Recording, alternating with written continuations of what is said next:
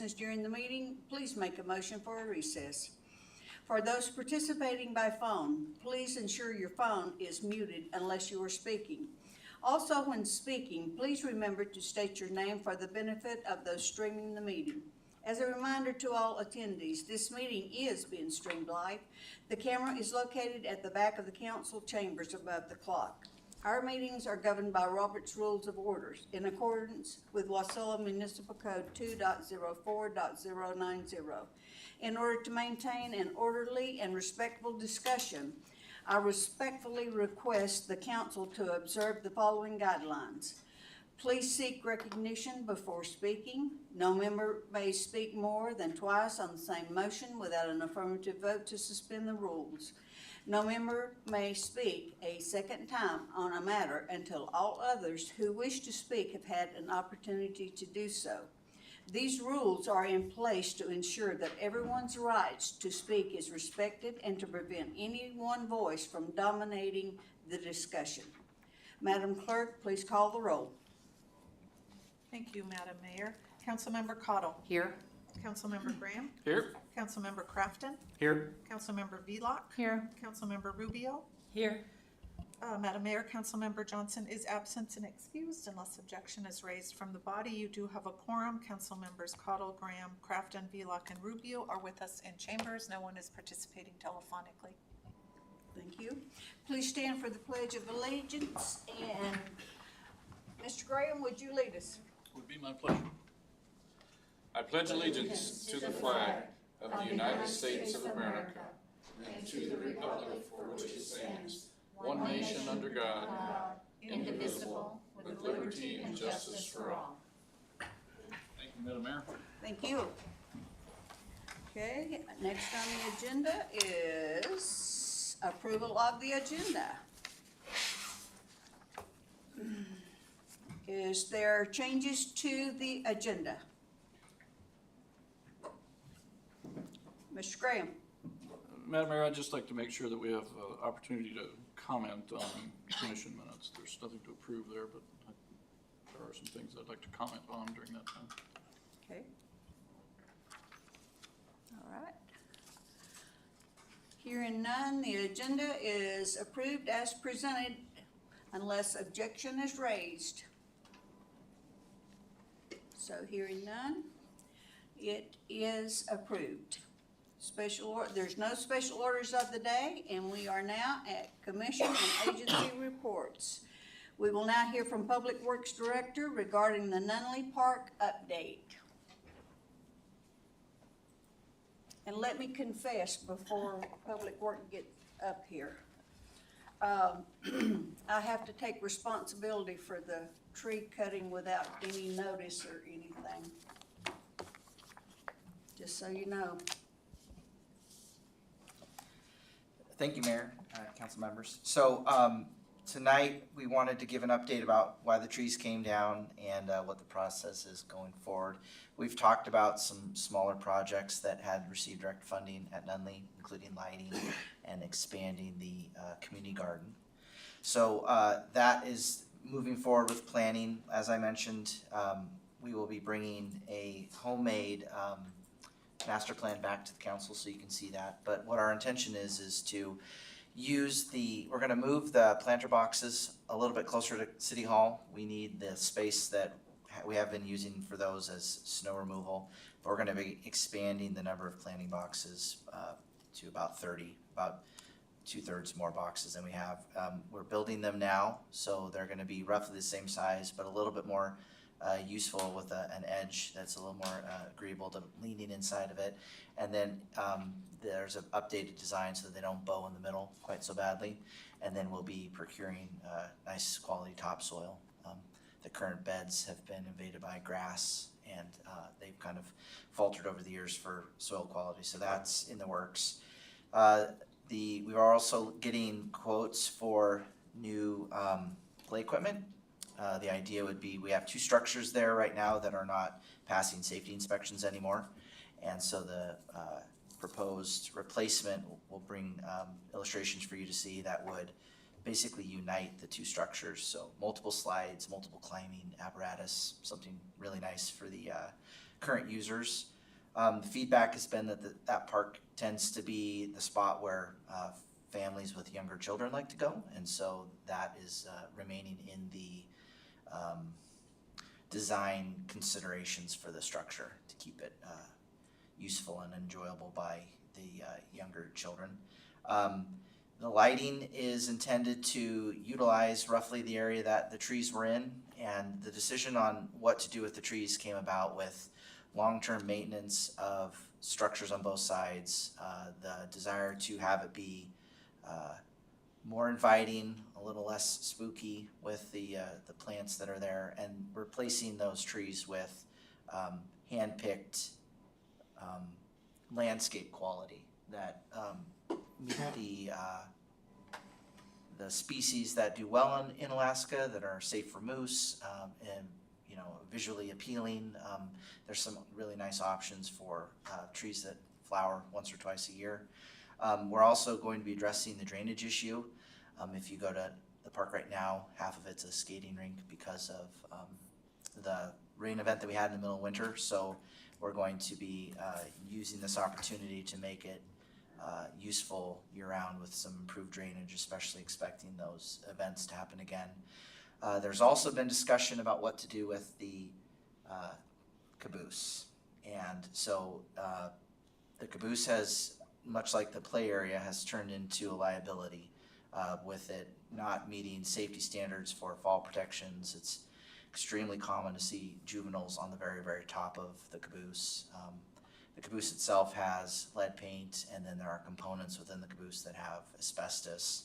And so the proposal will be to find a new home for it, and whether that be, there's lots of options, but if it finds a home with a nonprofit of some kind, or if it needs to go through public surplus, we have the option for a public surplus auction if that's the way it needs to go. But what we've identified is that the caboose, not only providing immense liability to the city, it also kind of divides the typical use of the park. Parents watching children play can't see through the caboose, and so you have to pick one side or the other.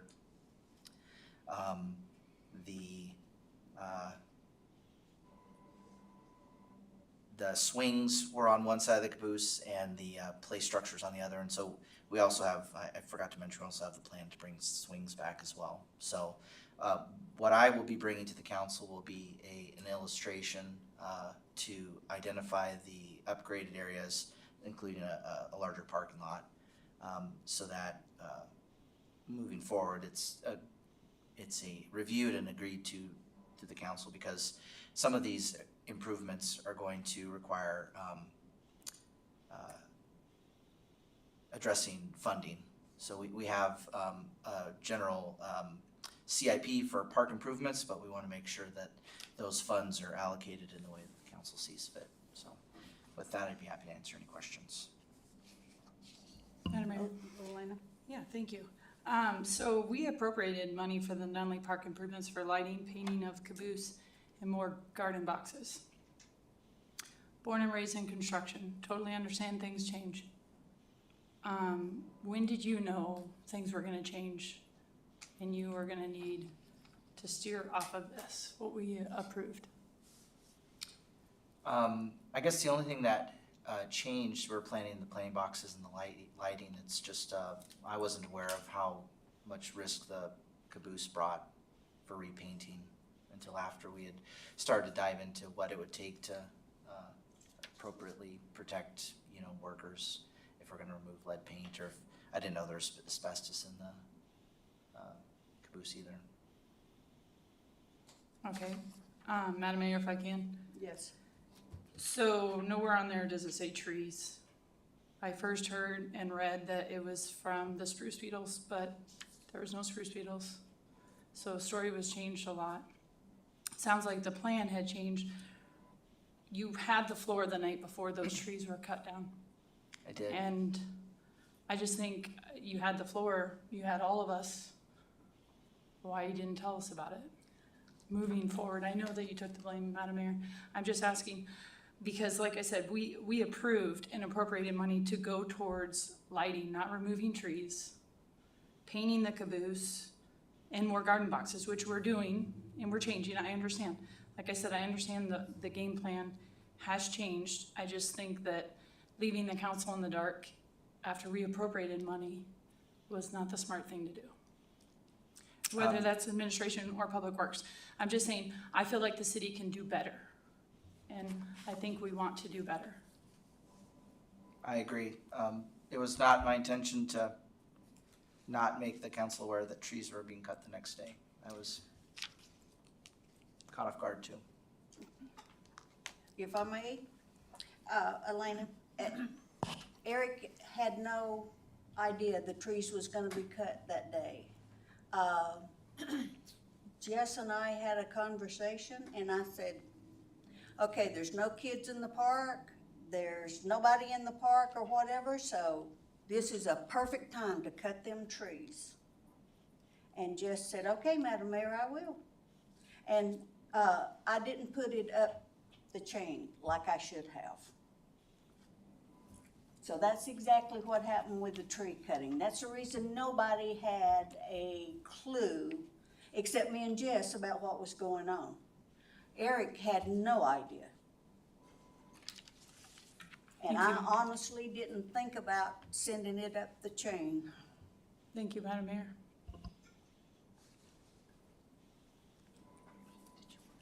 Mr. Graham. Thank you, Madam Mayor, and thank you for your ill-timed discussion tonight.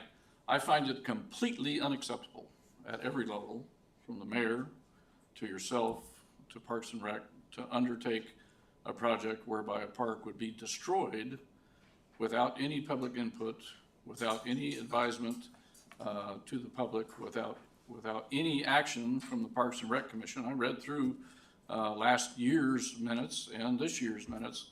No discussion at all of anything that you talked about was had at the Parks and Rec Commission. That's why we have a commission, and that's why we have a council. We have a commission there to advise the city on what they think needs to be happening. And from those advisements, if money is needed, they come to the council, and the council sees those meetings at every, or sees those minutes at every meeting, or after every meeting they have, and we have the opportunity to talk to those. Our website posts those minutes.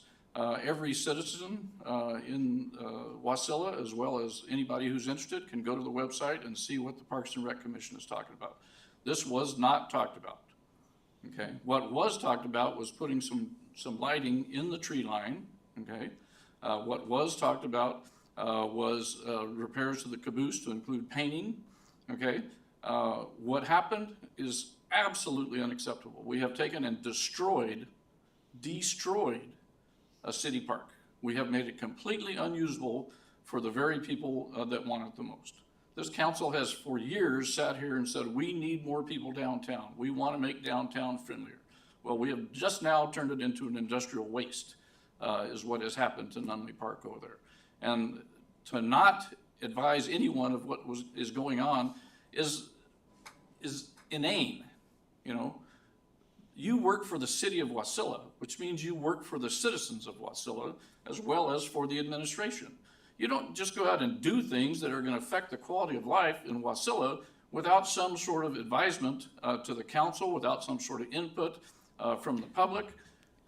Councilmember Graham, council should direct their comments to the administration, to the mayor, not to the directors who are under the supervision of the mayor. This is leading into a question. Thank you for your input. Please direct it towards the mayor, though. That would be well. This is leading into a question, not for the mayor. I believe that Mr. Schaal asked for questions, and this is where this is headed. Okay, so thank you for your input. But as I was saying, we rely on public input for public facilities. We're not going to just go tear down the Menard Center without some sort of advisement. You know, we're not going to go, remove all the apron parking at the airport without some sort of advisement to the citizens and get some input from the citizens. So how is it that you thought that no advisement to the citizens was appropriate in this case? I mean, we have destroyed an asset of the city. I agree that it should have been notified, absolutely. That was not the way that we do things, and I agree, this was not the order that it should have happened in. And yet today you told us about other plans. I don't see them in the Parks and Rec Commission. I don't see anything laid out here. I don't see a site plan.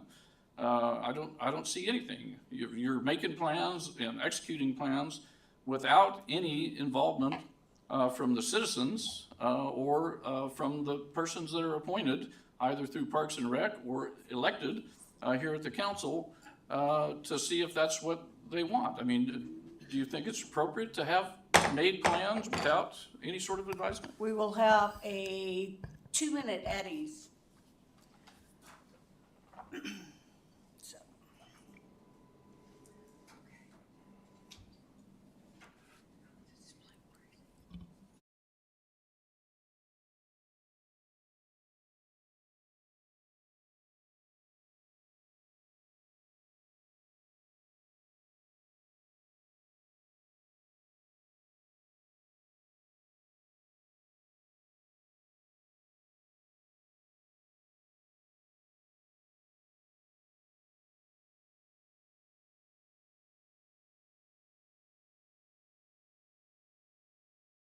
We are back on the record at 6:16. Mr. Graham, Mr. Shaw. Thank you. To answer your question, Mr. Graham, I agree that the plan needs to be in front of the council. That's what I'm committing to the council, is that you'll see a plan, and if you want it to go to the Parks and Rec Commission before you see it, that's completely fine. But the plan will show you what we've identified through the project we've already talked about, moving the planter boxes, where the lighting would go. I recommend that the plan should include some improved parking, and then what we recommend to replace the playground that we don't feel is safe anymore. And it'll be up to the council to decide. So the trees were cut too early. The trees did not have the notice that they were due, but the plan was to bring a plan to the council to see that before monies are expended, and make sure that it passes the public comment that council wants to see. Madam Mayor, Yes. I have a question. Question, Eric, just for you. The playground equipment that we have over there, do you know how old that is? My understanding is that it has been moved from one park to another, so I don't know the exact age of it. Okay, thank you. And Mr. Schaal, what is your plan to get public input on this? You need to go through the mayor. My plan is to have a plan that the council can see, and if the council wants it to go to the public, to the Parks Commission, we can move it to them, and definitely have at least a couple of public meetings through either the council or the Parks Commission to look at it. Madam Mayor. Nikki? And I do have to say that I was a little surprised myself, and read through it, and I'm like, well, probably in the long run, it will be a good thing. I think the park will be more usable. I agree, I take my grandkids there all the time, and the caboose, I know we were going to paint it, but it is a pain when you're there with little kids, because my grandkids insist on climbing on it, and there's no steps to it. So I would agree that it is kind of not a good thing. So I'm not sad to see that go. And you're right, we either have to go to one side or we have to go to the other. So like I said, I do agree about the process wasn't followed. That's a bad thing. I was shocked about the trees. We did say lighting, and I do remember even Councilmember Graham mentioning that in those trees is where some maybe not so colorful people hang out, and that you can find needles, you can find all kinds of stuff, and it's so condensed that people hide in there and do bad things. So, like I said, I'm not thrilled with the process that was followed. However, I think in the end, I don't think our park is being destroyed. I think it is going to be a good thing in the end for us who frequent that park we go there all the time. So, and the puddles that yeah, there needs to be some drainage because it can be a muddy, muddy mess. and we leave muddy. So in the long run, it's going to be awesome. Please follow the process. Thank you. Madam Mayor. Mr. Crafton? Thank you, Mayor. And thank you, Eric, for the update. I appreciate it. I could tell it's not easy coming to us with this. I could tell there was already some existing tension with this one. My question is, when did you deter or find out that the difficulties in painting the caboose?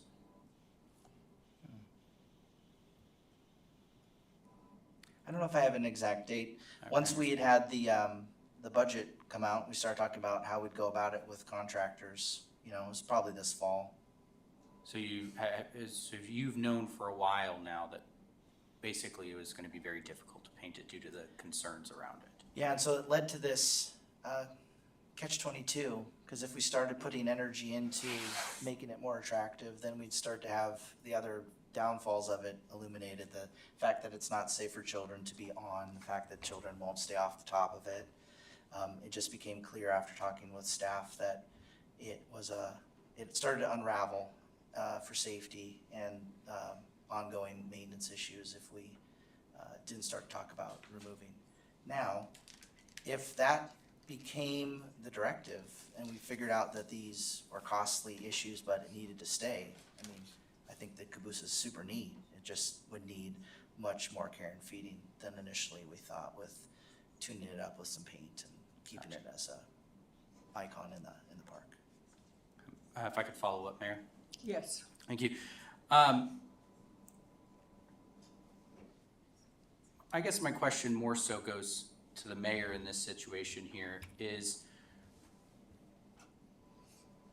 I understand that there is a little bit of leeway you have as an administration here. We discussed adding some lighting. So this situation with cutting down the trees, am I a fan of it? Not really. It was my decision. But I understand you have the power to go about that process there.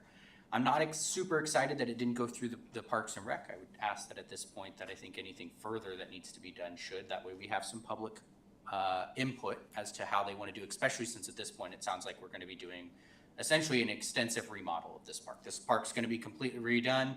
Hey, let's just, I guess, since we're this far into it, let's just go ahead and start from the ground up and find it. My question would be, why did the council, and then I'm sorry, I should say, why did myself, and I know a couple of the other members of the council, have to find out that from Amy in the back that this has happened to the park? I didn't hear from the administration. There was no communication saying, hey, this is what's happening. We've had a change of decision due to some concerns with the caboose and with the lighting, with the trees, etc.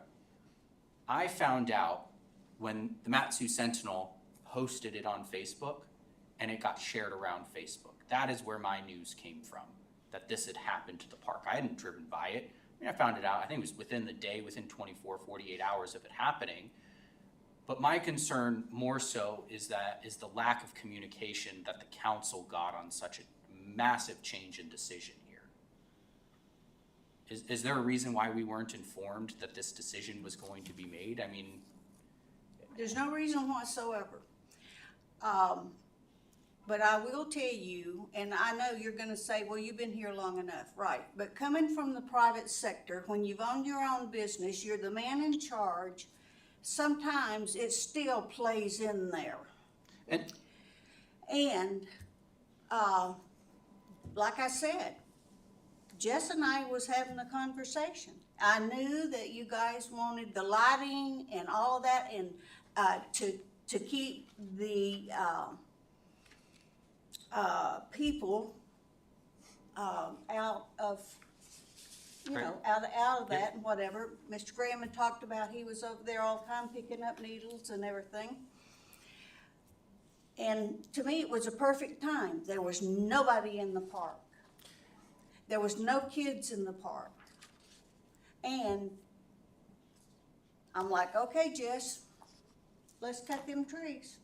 Not one time did I think about, oh, I should inform the council, I should take it to the Parks and Rec. Because to be perfectly honest, our Parks and Rec, they don't do a whole lot. You know that. So I'm being perfectly honest with you. There was no reason. I just didn't think about it. I appreciate the transparency, Mayor. My question, I guess, not so much along the tree aspect. I understand that. And like I said, I think that's an administration call. If it was my decision, I probably wouldn't have done it, but that's your decision. You're the mayor. More so, I think my question falls in line with the caboose situation, is what it sounds like. Is I heard that the caboose was getting removed, and there was basically no council input, and I heard that because I read the Matsu Sentinel. That's where I first heard it from.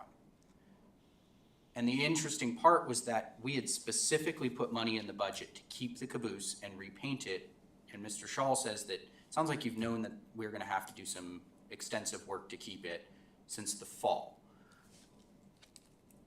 If there was probably some conversation around going that direction of removing the caboose, why was it not brought to us sooner? That we could have at least made the adjustments and saying, all right, fine, you know what, we understand the caboose is a liability at this point, it's not worth keeping. The council could make that decision and we could pull the funds out of the budget or just not use them, let them go back to the general fund.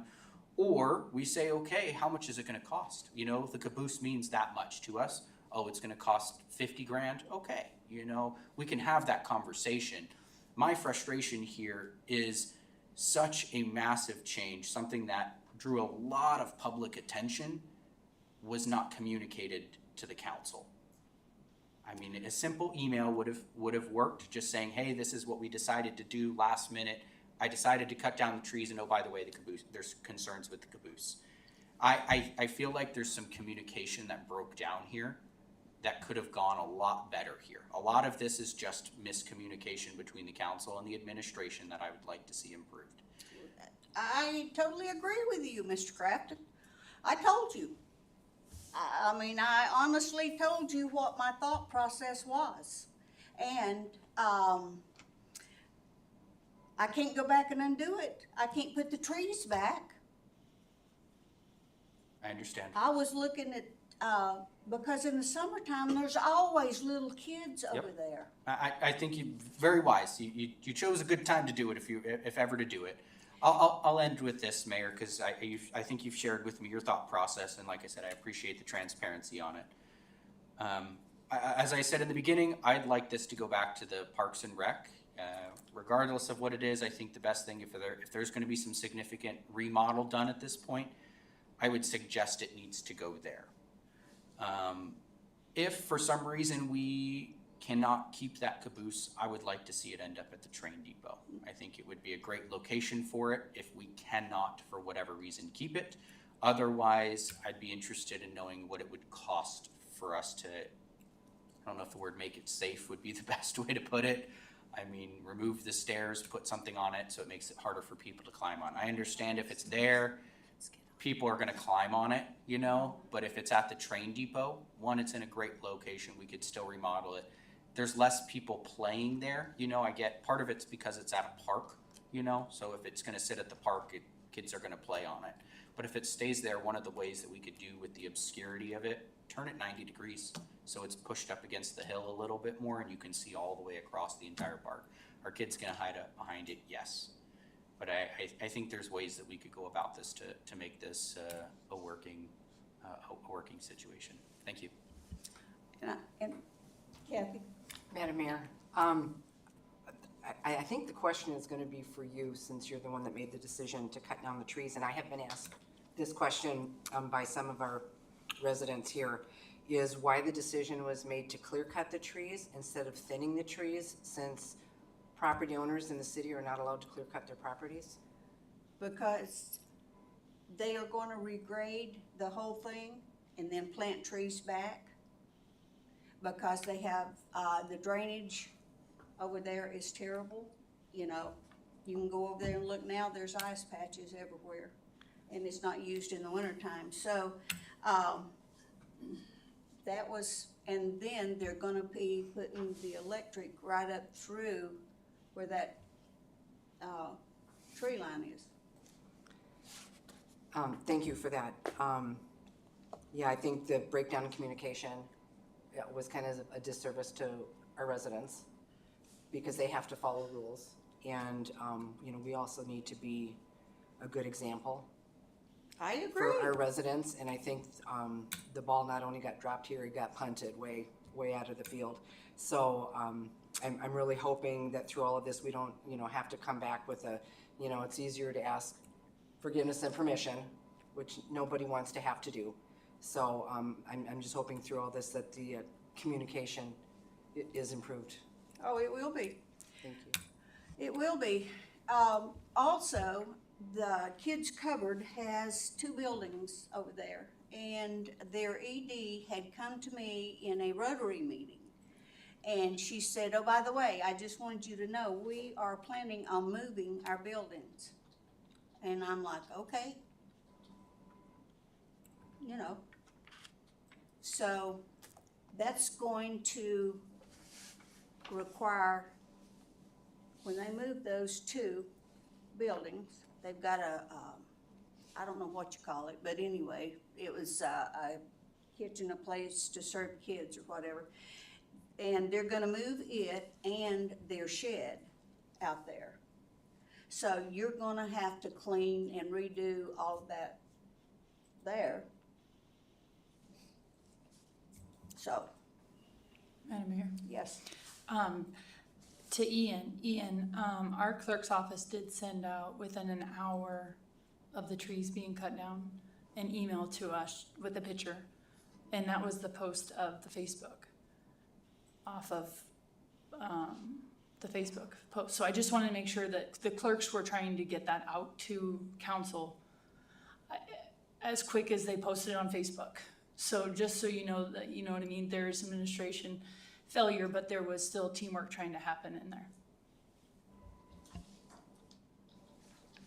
Madam Mayor. Yes. Thank you. So, a couple of times, Mr. Schaal and you have mentioned Mr. Graham, which happens to be me, talking about lighting for the park. I think if you go back and you listen to the tapes from those meetings, the specific words were to light the tree line. Okay, not to destroy the tree line, not to light the park, but to light the tree line to provide for better security and provide for decorative opportunities during the holidays and other appropriate periods. There never was there any discussion about removing trees or taking trees down, and probably right around Christmas or January, I think Mr. Schaal had Jess meet with me.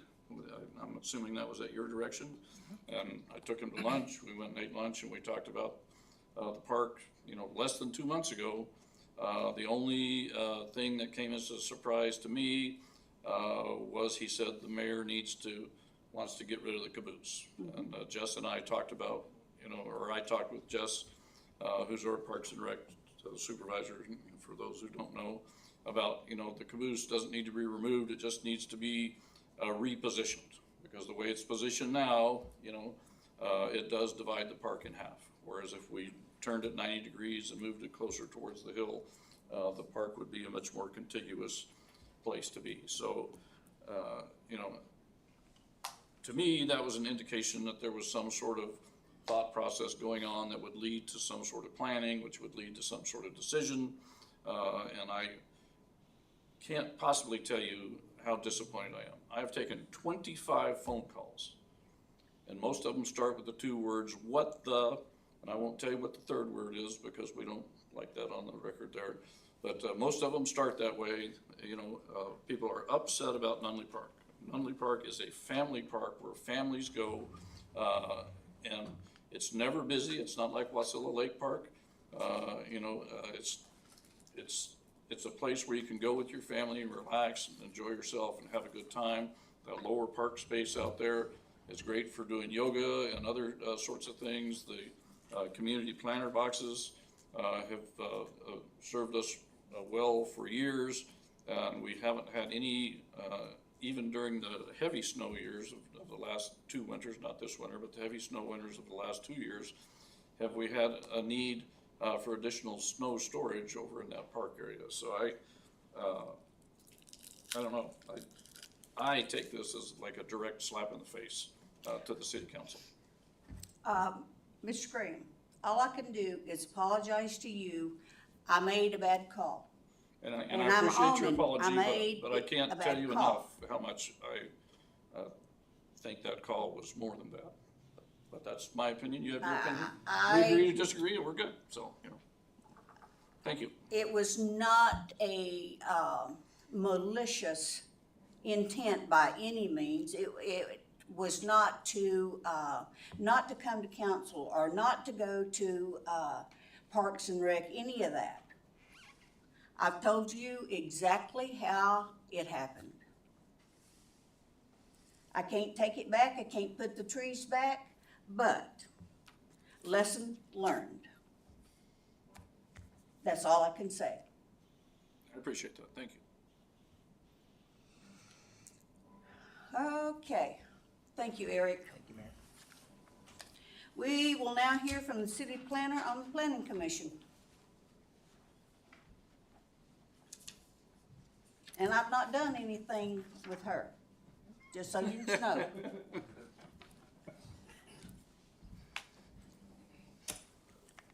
Hello, good evening. This is Cindy Wellman with City Planner, and tonight I'm reporting on the Planning Commission. I apologize for not being here at the last meeting, so I thought I'd give you a little update since I have last been here. So on January 28th, we had our regular Planning Commission meeting in which we finished Title 16. We're very excited because we now know what is happening next, because on March 3rd, we are going to be meeting jointly, Wasilla City Council and the Planning Commission, to begin the next draft. So thank you to our attorney for getting that out so quickly and everybody working together. Next, on the 29th, we all went to class. We had a really nice and very long quasi-judicial training, as well as some parliamentary procedure training, in which Holly Wells, our city attorney, and Jamie Newman, Jamie provided the parliamentary and Holly with the quasi-judicial. We also discussed some of the roles of the Planning Commission under Wasilla Municipal Code 2.60, which was recently updated via code on recently 24-25 back in 2024. That would have been a long time ago. Anyway, that was a very long meeting, and thank you to Councilmember Cottle for attending. It was very, if you get a chance to go back and listen to it, I think we all learned quite a bit during that. We then had our meeting on February 10th, in which it was a very light meeting, but I did use that opportunity to showcase one of the things that was recently implemented in the planning department, and that was our zoning being online now. And so I was able to show the different ways that you can access that, and in a future meeting I'd like to show that to this council as well, because not only can everybody can access it. You can access it through the city website as well as through the borough, so that it was nice to be able to share that with them. And then tomorrow night we have our next meeting, and this is the big one. So we will be having a conditional use permit with South Central Foundation, in which there's 128,000 square feet. They will be adding on to their existing facility. And then we also have a second one in which a plumbing store will be coming. That is conditional use 25-02. There was an error that was sent out incorrectly. I had on some of the notices. Most of them had everything correct, but it did have 40,000. So I did send an update, and I know you received that. But in the frontiersman, as well as the city website, everything was correct. But just out of due diligence, we decided, let's just go ahead and send this just to be safe. And then we do have yet to be scheduled. We're going to we're going to actually do the parliamentary procedure training with Jamie Newman. We're very excited about that, as well as we're going to be having some case studies for the quasi-judicial training through Holly Wells. And so that's how what we've been up to in our world. Okay. Are there any questions? Thank you, Cindy. Madam Mayor? Yes. So in lieu of doing this later in the meeting, reviewing the Planning Commission meetings from the 28th, I don't see that that Title 16 was passed out of the Planning Commission. I see that they went into Committee of the Whole. They discussed Committee of the Whole. And the last comment on that was the committee exited committee of the whole at 7:58 p.m. and there was no action. So since it was an unfinished business item, shouldn't there have been some sort of action to move that forward to the council? I think the planning commission wasn't looking at Title 16 as an introduced ordinance that has come to them for recommendation via resolution, or they were just marching through Title 16 the same way that council did. But they were always about one meeting behind because they would take into account the comments of council as they reviewed each. So they completed their review of Title 16 and that way gave the direction and recommendations to legal for things they wanted incorporated into the ordinance that is going to be before the joint body. So once it's before the joint body, one of the things that we'll work on is just making sure, you know, the planning commission as a matter of law has, you know, sees Title 16 and makes a recommendation to council, right? So we want to make sure that we time that properly, but they just were finishing up their initial review. So planning commission and council will both weigh in on the ordinance. We're hoping that we can use the joint meeting. You'll have the joint meeting, hopefully, you know, and this is not a mandate by any means, but council and the commission will say, great, so we are ready to go forward. We will have a sponsor for Title 16, which I believe was the mayor, I think, but I mean, then it will go forward, or maybe it's the mayor and some council members. I mean, this one's kind of a big one, so it might be a full court press, but then it can march through. I think it can march through both at the same time just to get in front of that building date. I know that's important. But whatever we do, you know, that's when the introduction, an ordinance exists for them to look at and then make a recommendation via resolution.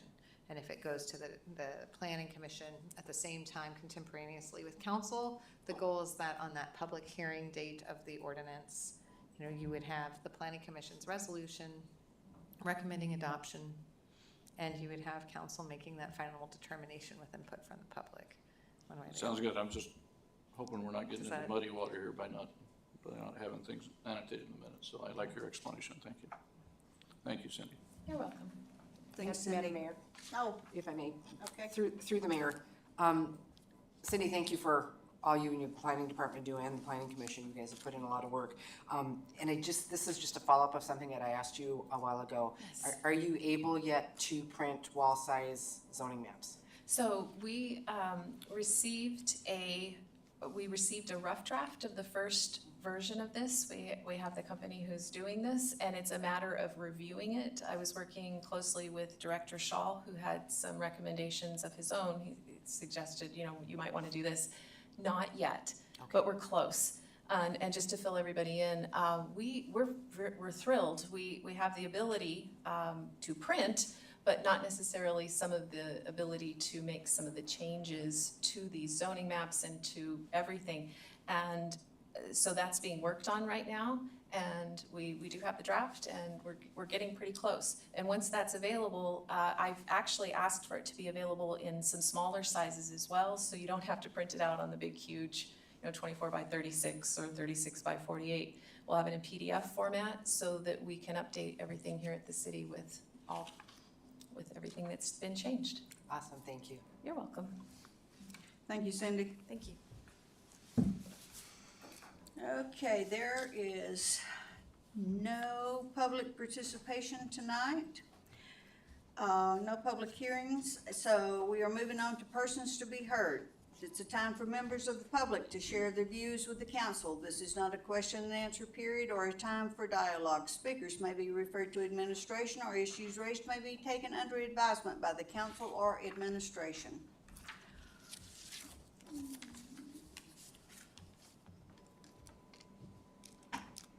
Okay, first one, Dan Fleckenstein. Thank you. Hello, I'm Dan Fleckenstein. I'm the president of Matsu Softball Association. And as we're getting closer to spring, our plans are coming into focus for activities at the ballpark this summer. And I want to just give you a quick update as to what we have planned. Our summer league, this will be our 41st season of softball in Matsu Valley, so we're very excited about that.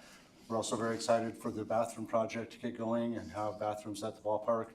We've been in touch with the Public Works Department. Those guys have been great to work with. They've been super helpful, and we're very excited to see that move along. We're expecting to have approximately 50 teams in our league this summer, which will be around 750 players participating weekly. And we're estimating that'll be around 800 to 1,000 people per week that are visiting and enjoying the ballpark. Our season is 10 weeks long. It runs from mid-May through August. And our leagues are Monday through Thursday nights from 6:30 to 10. We'll be hosting 4 major tournaments this summer. We expect to have around 80 teams participating in these tournaments and over 1,000 visitors to our community. The Matsu Memorial Tournament is May 30th through June 1. That's a major co-ed tournament for the state. In July, we'll have the Men's Mugshot Showdown, which is July 15th to 17th. And then we were awarded 2 of the state championship tournaments this year through the state organization. And in August, on the 15th to 17th, we'll have the Co-Ed D State Championship here. And then a week later, we'll have the Men's D State Tournament, August 22nd to 24th. We have a number of plans this summer for improvements at the facility. We need to repair some storm damage to the chain link fencing, install a new gate, and also replace some hardware for the dugouts. We plan to refinish and paint the bleachers and dugouts. The concessions and scorekeepers building, we're going to paint the trim and the handrails there.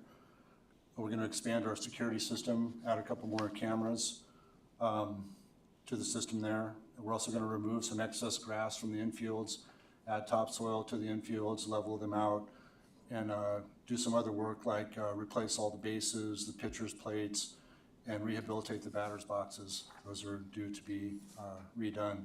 We're also going to paint the foul poles, and we're going to look at a plan to eventually install warning tracks on the outfields, which is something that we definitely need.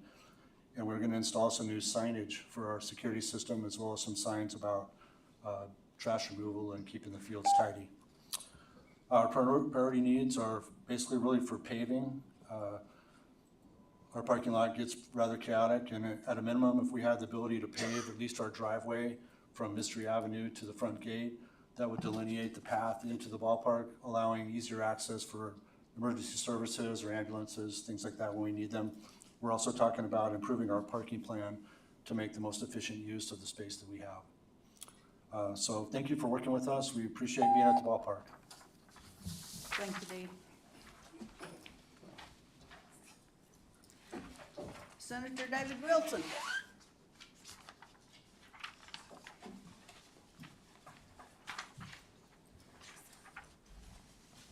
Good evening, Madam Mayor and City Council members. Sorry, I'm still recovering from my voice from Juneau, from all that loud talking that legislators know, but just receptions. My name is David Wilson. I'm a city resident, but I'm here tonight representing my employer, the Matsu Health Foundation.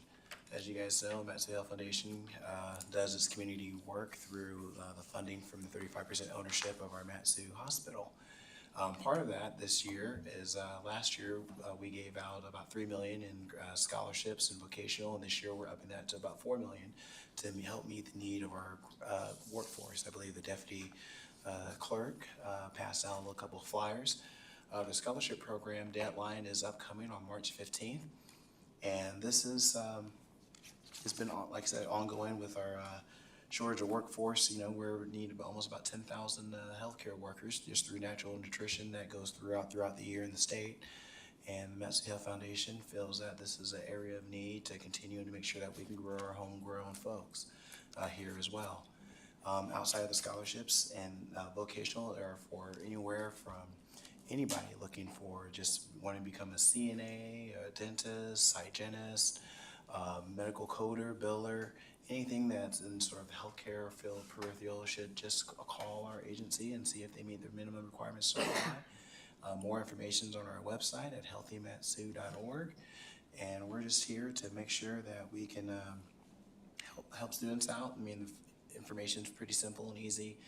Things that students normally have to do to apply for the scholarships, going online, doing the FAFSA, and just getting their high school transcripts. Or if they're already in college, they can also apply as well. So it's not just for graduating seniors, but if you know anyone that's currently that has resided in the Matsu and hopefully plans to come back to Alaska to live in the Matsu, but those students can also apply as well. And so we just want to make sure that this opportunity is given for those people you may know, or people that might be at home in their comfortable pajamas watching in for the city council meeting, also to encourage them to apply. And with that, if you guys have any questions, I'll be hanging out here afterwards. So thank you for this opportunity. Okay. Thank you, Senator Wilson.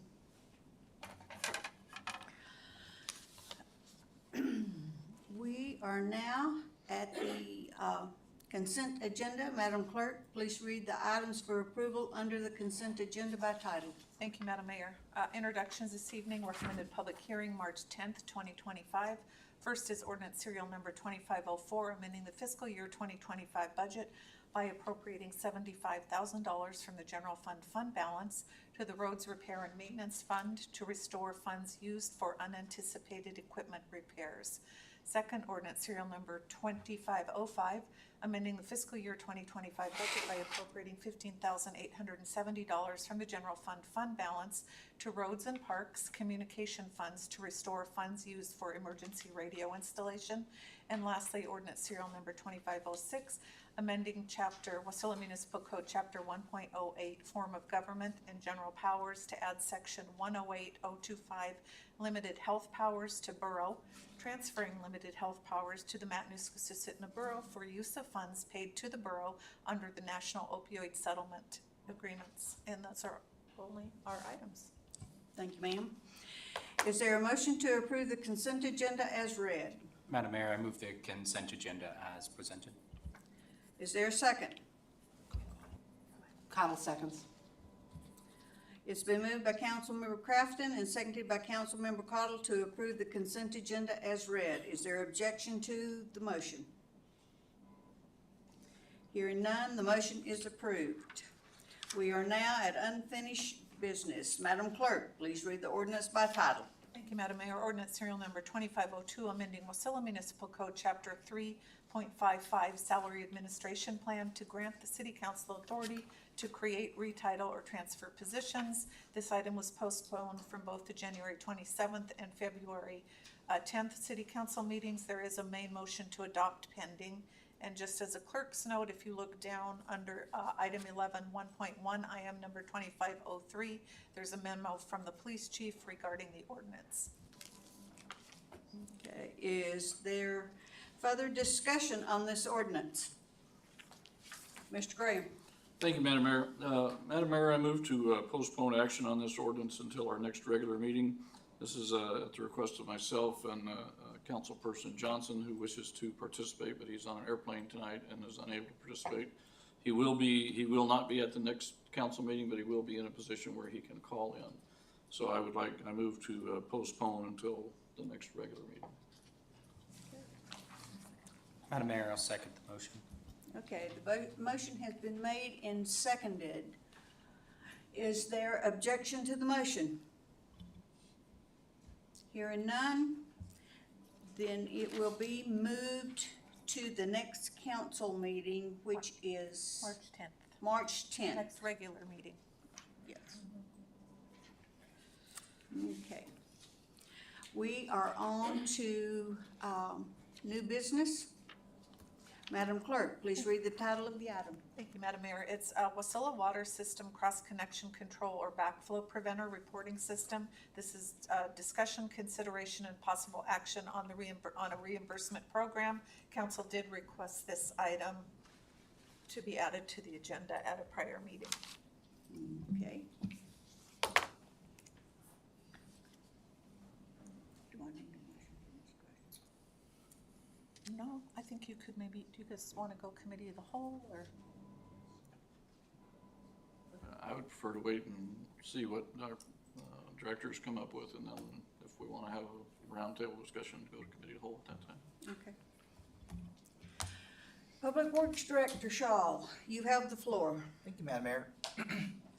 We had discussed last meeting, I believe it was, about the backflow prevention reporting requirement that we are fulfilling through code. And I had mentioned in that IM that we had sent out 279 letters. And there was discussion from the council about the cost for some water users to fill that requirement by adding backflow prevention devices that they may not have. Also discussed that many already have the devices because they've been required by the fire department, and so they have annual testing procedures in place already. And then there was a discussion by a couple council members to assist in that cost sharing, and there were some numbers shared. What I wanted to do tonight was just let you know how that program is going, and then I've crunched some numbers, but it's really looking for direction from the council on what level of support you think is reasonable for them. Of those 279 letters that we sent out, we've been able to reduce the required number down to 223 at this time. We've had 31 pass the test and 5 that did not pass because something was not operating properly about those backflows preventers. So they are going through the repair process depending on what device it was. We totally anticipate those to be repaired and to be passing at some point.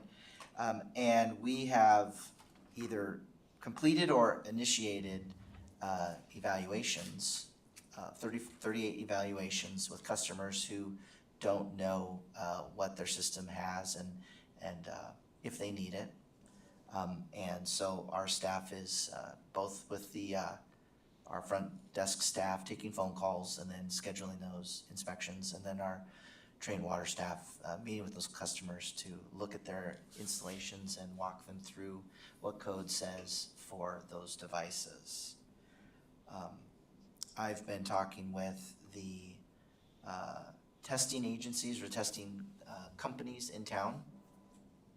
They have been very helpful in helping us educate those customers on the reasons for them and the risks to public health, and then also their capability for providing those testing services and repairs if they're needed. We have talked about some instances where extensions should be granted, and we're very amenable to working with any customer that comes forward and says, I know I need to address this, I need some more time. The 90-day timeline that we initiated was to start the conversation with customers, but movement towards compliance is what we're trying to seek. So it's been wonderful to see companies be able to just turn in their passing test and we assimilate that at no cost, and then also have a discussion with users that did not know that they had a use or a system that needed to be protected, and so we've started to have those discussions. So there had been a discussion about reimbursing the test costs, which averages about $300 a test, or discussions about adding or reimbursing or paying for improvements to plumbing with those backflow preventions. Those, I don't have figures for those because they're so varied depending on the use and the size of the facility. We have not had an official extension request yet, but I anticipate that to be coming when we have the next notice that people are needing to address these issues. I'd be happy to answer more questions or discuss with the council what the will of this plan is. Madam Mayor. Mr. Crafton? Thank you, Mayor. So you said the original was 279, and then you've whittled it down, was it 223? Yes, correct. 223. And then there was 31 that had already passed and 5 that had not. Correct. So that had turned in tests. Based on my math, that's 243 is what we should have had remaining. Is the 279 letters that originally were sent out, were those duplicate owners? What's this 223 number? I guess just to clarify. The 36 passing and non-passing reside within the 223. So where does the 223 number come from? 223 comes from people saying, I don't have a use that requires a backflow preventer. Gotcha. So we say, yep, you're right. And so we disactivate their account and they're not required to provide testing. Okay, so to clarify, we had some people we thought had a system or needed a system, and they don't have a system. Correct. Cool. Yes. Okay, thank you. And that's where those evaluations come in. And so 223 is the remaining, or it's 223 minus the 36 and the 5? The remaining would be 223 minus 31 and 5. 31 and 5, okay. If I could follow up another question, Mayor. Yes. Thank you, Mayor. So you said there were some passing tests that came in. Were these new tests that they did where we sent out the letter and they were just Johnny on the spot ready to go and get a test? Or, hey, I already had my test, here you go? Or combination of some? Combination. Okay. Yeah, I would say the first 7 or 8 were previously passed, and they just took their passing document and showed us, and so they'll have, they'll have some that are renewing here in the next few months because It's time, yeah. yeah, their Gotcha. 1 year renewal has come up. And then you said, last question is 300 per test is what we've determined. It's the average from talking to the test providers. Okay, thank you. Mr. Graham? Madam Mayor, I have a couple of questions here. Eric, I think I'll just give them to you one at a time so as not to overwhelm you here. So where is the backflow preventer installed? Is it installed near the main water line, or is it installed near where the main water line stubs into the business? That's a great question. It depends on how the building was plumbed. So I'd have to use an example if that's all right, but Please do. if a building has a fire system, then the backflow preventer, if the building has a fire system but has nothing but bathrooms, then the backflow preventer is going to be on the fire system side. And the way the fire system works is you a 3-inch water line into the building. You don't need 3 inches you don't need a 3-inch water line for toilets. So you install the fire system and a backflow preventer, and then you have a small 1-inch service that comes off with the meter. And then your water use and your meter are for flushing your toilets. The backflow preventer is to keep the fire system from reintroducing stagnant water back into the system. But the fire system needs to flow completely. So if you have a fire, we want all the volume a 3-inch line can produce going through that. So in that example, it would be basically what they call it's usually the mechanical room. There's some different names for it. If you were a building that didn't have fire, but you had a use, maybe such as a mortuary or a fast food restaurant, those backflow preventers could be closer to the device. So if you were a restaurant without fire protection, you might need a backflow preventer right next to your soda fountain. And so that's where these testing and installation contractors know the code, and they also work with the customer to identify the most cost-effective place to put the backflow preventer to meet code. If I may continue. Yes. So you said there were some people that had requested an extension for the testing. Were any of those people that requested an extension saying, I just can't afford to do that right now? Is it something where, if the city said, hey, we'll loan you $500 and you pay it back in 6 months with no interest, we would be inside that 90-day timeline, or are they not giving a reason for the request? I have not received an official extension request. What I was saying was we have latitude to extend the deadline if they ask for it. So we have not had anyone come to us and say that cost was impeding them from meeting this deadline. But we also know that the statistics of compliance right now are going to mean that people won't meet the deadline. Meeting the deadline for the testing or the deadline for the?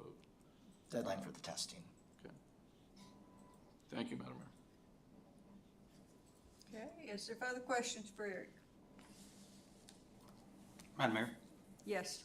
So to Eric here, just to make sure I'm looking at this correctly. So if we looked at the remaining 187 people, it's roughly $56,100.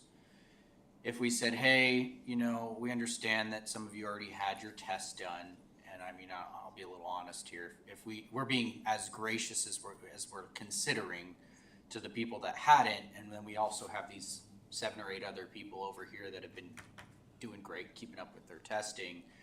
And especially since some of them are gonna be coming due, if we went back to the 223 number, we're looking at $66,900. If we just basically said, hey, we're so sorry, you know, we're gonna be gracious to you, cover your test, and then, next time, you know, going forward, you have to, that's what we're looking, so basically $67,000, and that's covering their entire bill on average. That's what I'm understanding here. Now, again, I'm not saying we're speaking to that right now. That jives with my math. That sound accurate? Mhm. Yeah, thank you. Elena. Thank you, Madam Mayor. So Eric, my question to you, you said, some of these businesses don't know that they need one, correct? Correct. So are these businesses annually inspected by like DEC, you know what I mean? Like you say fountain drinks and stuff, like don't they annually get their restaurants, however you wanna say it, their quick stop, whatever it might be, tested already to be in compliance? I don't believe they do. Really? Yeah. If But may- I if may don't speak have- to that, I did talk to an inspector with the state, and they said they do not check for compliance for backflow. They only check for contamination of the water which is being served to the public or being used by the public. They do not inspect beauty salons. They require you to have them and have required for years, but they don't, nobody inspects. So, Mayor, so to that, basically, it sounds like they're checking to see if your water's contaminated, but again, these things are in here for a purpose, but that doesn't mean it always actually initiates. So what it sounds like is, hey, if there's no contaminants in your water, it doesn't mean that you don't, it's not doing it, it just means that there's not any contaminants in the water, essentially. So they still need them, basically. If they do, is really what it's coming down to, is they definitely do need them. Madam Mayor, Elena? my understanding, yes, Councilman Crafton, yes, they need them, but they need them to be in compliance with our city. Not that they need them for their businesses, if that makes sense. It's to be in compliance with our city, correct? With our code? Correct. And City we just code. haven't, we just have not enforced it, Correct. and now we're trying to lay it down. Correct. Okay. And our code stems from the requirement that we, as a city water provider, uphold DEC and EPA rules. Right, right. Madam Mayor? Yes, Kathy? Through the mayor, and I'm not sure, this might be kind of a combination question for Eric and for Cassie, but, you know, if we end up moving forward with discussions on maybe offering a reimbursement program or something, wouldn't it be easy for our finance department, instead of reimbursing people and cutting them checks, just doing a credit on their utilities? Through the mayor, I've talked with Director Olin about that. That would have a negative effect on the revenue for the water department. And so it would artificially depress the revenue as an expense. One of the discussions we had was trying to find a way, a system that was not too burdensome on her administration or administrative team, but is to pay the invoice from the tester. So the tester would invoice us directly. It would be a direct cost against the enterprise account, but it wouldn't be a loss of revenue. There is probably no super clean way to do it, especially when people have been responsive and had tests. Then the question is, you know, do we pick up next year's, which may be possible. We have a great accounting of everyone in the system still and the ones that have passed. So that may be something that we could do, is to say, we've got your next test. You know, if you've already been tested, we got you next year, or if you haven't, we've got you this year. But from what I understand, and unless Director Olin throws something at me, I think she'd rather pay an invoice directly from the tester than to do reimbursements or cut checks. Thank you. Madam Mr. Mayor. Crafton? Thank you, Mayor. This might be to our clerk here. How would we want to proceed if we wanted to do something about this? I mean, do we need a motion? Do we need, I guess, what do we need? If however it might be, we want to move forward. What do we need? You know, short of directing administration. I think if there's consensus on the council, I think administration will hear you. And probably an ordinance coming back in the amount of 60-some thousand, if that's, and it's presented. And then the council then will have in front of you an actual ordinance. I don't know, within, Holly, could the ordinance be an appropriating ordinance and then maybe a resolution directing that the invoices are paid? You know, I don't know what that authority would look like, authorizing the finance department to pay those invoices. I think given the number, you'd want an ordinance, but I think that otherwise that structure works, and I think you can, direct the mayor to do that. Or request, I mean, Yeah, I so- don't, council even doesn't request, requested, direct, we and- talk, yeah. so. So I guess two parts here. One, it's the amount, so I think that's gonna be one part of the conversation. Two, we obviously are running up against a deadline for our customers at this point, is saying, hey, obviously the council's willing to do something.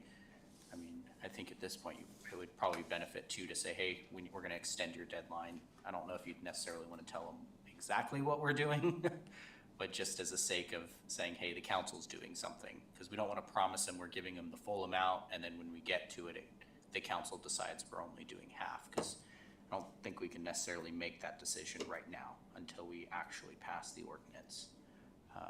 And I think you could sponsor it, council members. I mean, I wouldn't know enough to prepare it. I could take a stab at it, but, we could prepare, if somebody wanted to sponsor it, the council certainly is able to sponsor an ordinance and as well as a resolution if it looks like paying the invoice is the way to go based on recommendation we can come up with, and we can bring them forward as a companion. My, I think you'd be go on, sorry. Sorry, no, I think you'd basically be structuring almost a credit program, even though it's paying it's paying the invoice. You're trying to wrap into that a credit for the future and basically sort of a one-time credit for testing, right? And so, just wanted an ordinance that sets it up and has those clear parameters, and that's not difficult to do. And I'd have some more questions, I think, when we got to the ordinance portion of it, to make sure it's wholly clear to the person, like this is a one-time thing. If you come back to us outside of this time, like we're doing it during a certain time frame here. If you miss this time frame, this is the period we're being, I don't know, that's what I would like to see in here. Madam Mayor, through the chair to council members, if I remember correctly, Councilmember Graham, you were on the council, when we did the city did the grant program for the, was the COVID funds. Council actually approved the grant package letter, so it was very clear Okay. what the program was going to look like. So that could also be something we bring forward as an attachment to the resolution. But I remember the brochures, it's been a little bit, but I remember the actual grant program. Exactly what was going to go to the public also came before council. It's also worth noting, just to dovetail into that, I think that's important, that the Public Works may want to look at using a particular testing company or a combination of testing companies, because at that point you're looking at an RFP, you're doing a massive amount with one person paying the bill, meaning the city, right? One entity paying the bill. That's a contract, right? Yeah, I don't want it to be one company. It would have to be multiple. It's whoever you hire, because then again, we're showing favoritism to one company specifically, is what I would think. I mean, if you're showing favoritism to the company that gives you the best deal to do 200 things, that's no different. I mean, that's something for council to consider policy-wise. I'm just saying that is the other piece to consider is that RFP. there's so you would go through the competitive bidding process, but whether or not it's the person handing in a slip or it's the city saying, here is the testers that have agreed to our rate of blank and they have a couple choices, or here is the one person that's doing it and they're doing it for $10 a test. Not that that's happening, but do you see what I'm saying? These are things like you're going to have to, Right. council's going to have to grapple with. Madam Mayor, thank you, Holly.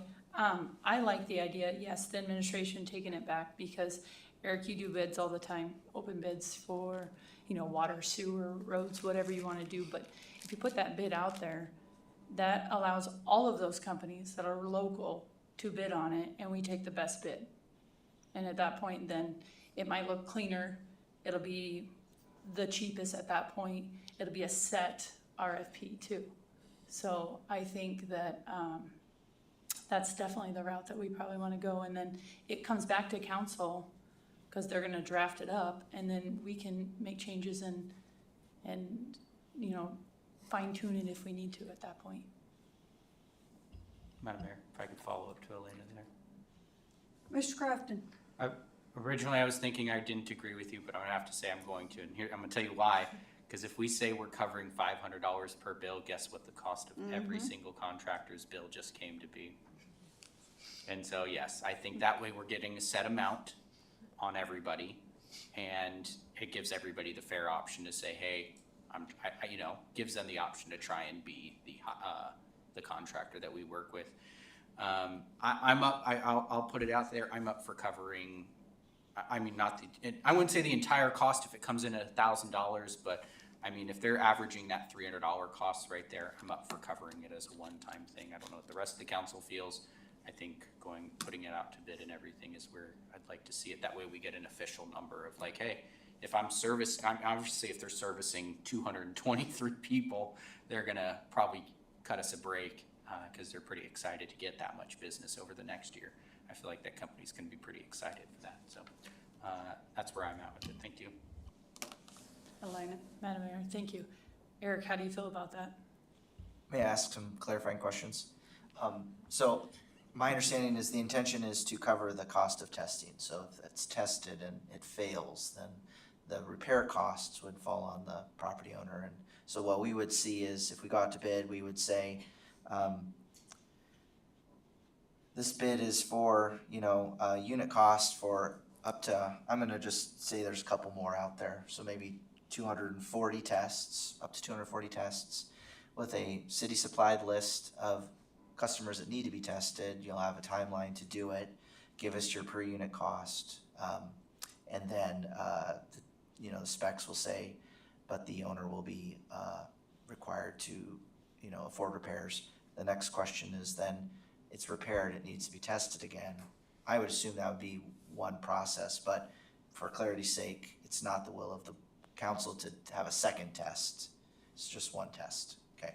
I think that does make a lot of sense. I think we might receive some pushback from the testers because there are lots of options. It's not just one provider in the valley. But I do think that the point about raising prices to meet what the reimbursement is a risk as well. And so to have them sharpen their pencils and say, man, I would take 240 tests and I'll take a couple dollars off, I think there's a lot of value in that too, so. Madam Mayor, Kathy? through the mayor, Eric, if we do this program and we do an RFP, for those that have already done their testing this year, would you want us to do this for a 12-month period so that it hits their next test then, the ones that have already tested and paid for it? I think that makes sense. I think it's fair and reasonable to have the time latitude to allow the early adopters or the people or the entities that were, you know, doing what they needed to do to have them, you know, made whole, if you will. So I think I can work with Director Olin, but I think we can give this funding the lifespan it needs to cover the totality she wants to talk.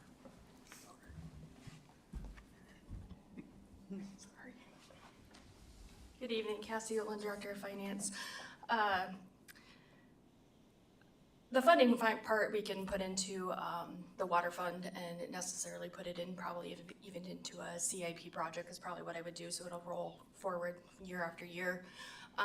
The only stipulation with going out to RFP and all that would take, it'll probably take anywhere between probably about up to 2 months before it will come back to council, because it takes us probably a good week and a half to 10 days to meet the schedule of the paper, to get it in and post and written and everything that we need done, and then scoring and everything that happens afterwards, and then to get it onto council schedule for the approval of the AM and everything that goes along. So it may not come back to you until April at the very earliest, just because the RFP process does take a little bit of time, anywhere from 14 to 28 days out on the street, depending on the response that we receive back from the vendors that we have. So I just wanted to make sure you're not expecting it in April or in March, because it will not be back here that fast, because we are currently on RFP 17 right now. So we have lots of RFPs up currently for the next fiscal year 26. We have a bunch of them coming up here at the next March 10th meeting. So we are quite busy in our procurement department right now. Madam Mayor. Mr. Crafton? Thank you, Mayor. Would it be easier to do this on next year's fiscal budget then, just so, I don't know if it matters for crossover at all? Does that help you at all? Sounding like, timing wise, it sounds like that's where it's gonna fall anyway. After we get it through the council and everything like that, it's. And it doesn't matter in regards to the budget process. Okay. But it will. I mean, it'll eventually, by the time the council approves and it goes through the ordinance, it'll probably be about May before it is effective. And we begin, the vendor would have a contract with us to go out, so yeah. Perfect. But it will just carry over through July and through the next year. I have one more follow-up, but I think it might go for Eric, unless you have a question for Cassie first. I don't have one for Cassie. I was just Okay. gonna mention that we could extend, we have not extended any because we don't have any requests, but we could officially extend it out 90 to 120 days if needed. So then we could clear it, so when it comes back in May, we're good. If I could, Mayor, to Eric, are we gonna run into any compliance issues ourselves by letting it go out this long? Like, is the city put at any liable risk or anything like that? Through the mayor, with our regulatory group like DEC and EPA, Sure. they do not have a calendar date to be compliant. This has been something that's been needing to happen. So I'm not aware of a deadline from them. It's one of those things that needs to get done. So, Maybe it's just a matter of communicating to them, saying, hey, you know, this is what we're working on. Yep. Okay, awesome, thank you. Mr. Graham? Thank you, Madam Mayor. And this is not a question for Eric, this is more just a comment for administration. You know, as many of us know, running a small business is a very cash flow dependent sort of thing, and many small businesses, particularly the mom and pops, you know, where the family works 7 days a week to keep their business open, operate on a pretty kind of a shoestring budget when it comes to cash. So I would like to see whatever proposal comes forward to have the option for these businesses to be able to borrow the repair costs from the city and then repay that over a 12-month period with no interest charges there, and the requirement of that loan being that they get the repairs completed within 60 days. And then when the RFP goes out, I would certainly like to see that part of the RFP is that if the backflow test fails, that there is an estimate in there for repairing the system and doing the new backflow test. Madam Mayor. Just touching on what Councilmember Graham said, would that be a tracking nightmare? Just curious that, you know, we're not in the loan business type thing. Yeah, I would think that. I don't know if I'd go for that. No, yeah. And also, Madam Mayor, question for Eric. Eric, and you probably did tell us this, but could you tell us again, so in the past, since this has always been a regulation for people, in the past, so some businesses have done it, some haven't, and we're going to this option because so many haven't. Is that the case? Have we ever notified somebody? I know you haven't been here forever, but do you know any history? Is it when they're applying for a business license? Is that when we could tell they're the type of business that would need that? Or where have we ever contacted them? Or how do the ones who know it, and the ones that don't know it, don't know it? Yeah, excellent question through the mayor. So I think the normal time that we would have communicated with a business owner is during construction. So when they first wanted to connect for water or sewer service, there's a form that you have to fill out, you explain what you're doing. Not only do we need to know what the business is doing for the water supply side, we also need to know what the business is doing for the sewer reception side. We need to know if we're going to be receiving sewage that has something in it. And so that's kind of the only time that the system, as it's built right now, would communicate with a utility customer. The reason that some are already being tested is because the fire systems are called for by state code and are administered by the fire marshal.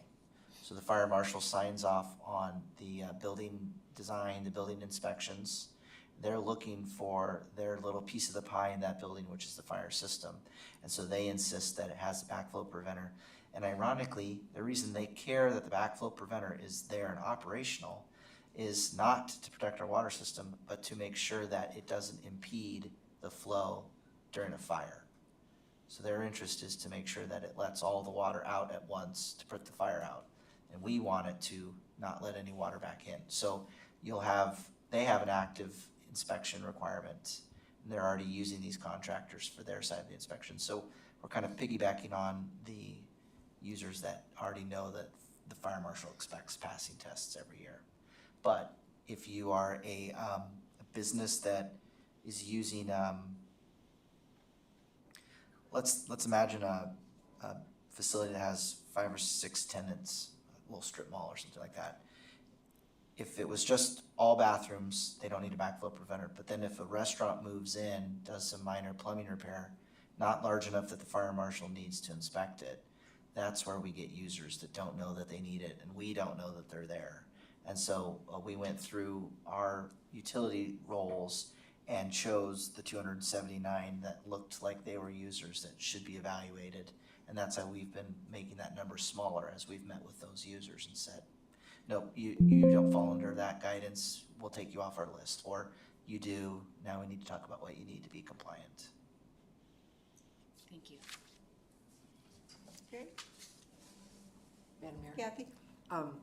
And through the mayor, is it possible, if, we get our ordinance and our resolution, we get everything passed, and you guys are contacting people, letting them know, that we're gonna try to help them out with this, is it possible, with the mayor's permission, to have you come back with a plan to us on how, once we get through this first year, what your plan and scheduling is for contacting these businesses yearly so that they can stay in compliance with this? Yes, absolutely. Thank you. Madam Mayor? Sorry, Elena? my last time. Madam Mayor. Oh. Actually, that back to Councilman Cottle, I think there's a system. Correct me if I'm wrong, Eric. Yes, so we're using a system that will automatically house that previous data and also remind them so they have time to get that recertification. And real quick on that, who manages that, Eric? My department manages it. It's a company called BSI, or Backflow Solutions, Inc. Okay, perfect. Back to Councilman Stu. I think whoever ends up getting the contract with the city, they are already there. And as a business owner, when you're already there, you usually will discount if you want to as a business. They get to make that decision. They're already there, ready to do the test. They failed the test. They're already aware of the scenario, what needs to happen. Usually a mom and pop will cater and be like, hey, I'll run a special for you guys. Anyone that agrees to let us be the ones that fix it and puts you in compliance. So I don't think the city needs to be involved in that at all. And I think that can be on the tail end of however the client wants to take the action to do that. But the city does not need to be in any kind of form of paying the mom and pop business to be in compliance.